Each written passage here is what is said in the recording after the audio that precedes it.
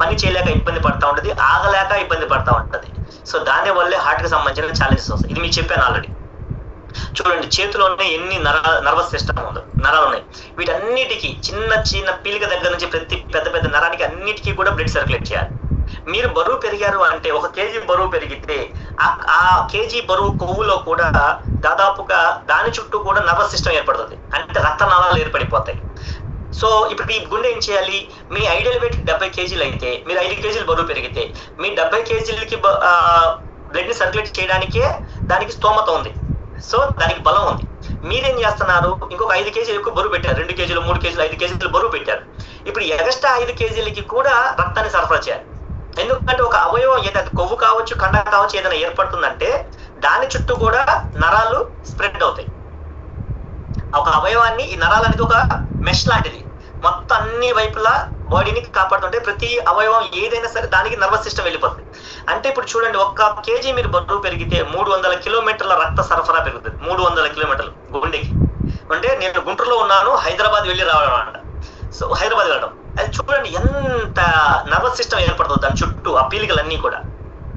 అంటే ఎంత ప్రెషర్ పడుతుంది మీ గుండె మీద. మీరు 1 కేజీ బరువు ఉంటే ఎంత ప్రెషర్ పడుతుంది అంటే మీ గుండె మీ బరువుని ఎంతైతే ఉందో అంతవరకు మాత్రమే సరఫరా చేయడానికి మీ కెపాసిటీని బట్టి మాత్రమే అది ఉంది. మీరు బరువు పెరిగితే గుండె పెరగదు. 1/2 HP మోటార్ పని చేయకపోతే 1 HP మోటార్ పెట్టుకోవచ్చు మీరు బయట అయితే, కానీ బాడీలో ఒకసారి ఇన్బిల్ట్ అయ్యి మనం వచ్చేసాము అంటే అది అంతే ఉంటది. కానీ మనం బరువు ఉన్నాము అంటే ఇది ప్రతి వారానికి 1 రోజు కాదు, నెలకు 1 రోజు, వారానికి 1 రోజు కాదు, రోజుకి 1 రోజు కాదు, ప్రతి సెకండ్ ఎలాగైతే పంప్ చేస్తుందో అలా అదే పంప్ లో మళ్ళీ మీ ఎక్స్ట్రా ఉన్న బరువుకి కూడా అది పంప్ చేస్తూనే ఉండాలి. దీని వల్లే గుండె యొక్క స్తోమత తగ్గిపోతా ఉంటుంది, ఆయుష్ తగ్గిపోతా ఉంటుంది, గుండె పుట్టు రావడానికి. కానీ మీరు ప్రశాంతంగానే ఒక 5 కేజీలు పట్టుకుని ఇలా కూర్చొని చూస్తున్నారు, ఇప్పుడు టీవీ చూస్తున్నారు, 5 కేజీలు పట్టుకొని మీరు ప్రశాంతంగా కూర్చున్నారు, మీ గుండె కాదు. మీరు ఆల్రెడీ 5-10 కేజీలు ఎక్కువ వేసుకుని అలా కూర్చొని ప్రశాంతంగా ఈజీగా చూస్తున్నారు. కానీ మీ గుండె పడే ఇబ్బంది, ప్రెషర్ మీరు క్యాలిక్యులేట్ కూడా చేయలేరు, ఇమాజినేషన్ కూడా ఉండదు, అంత ప్రెషర్ గుండె మీద పడుతుంది.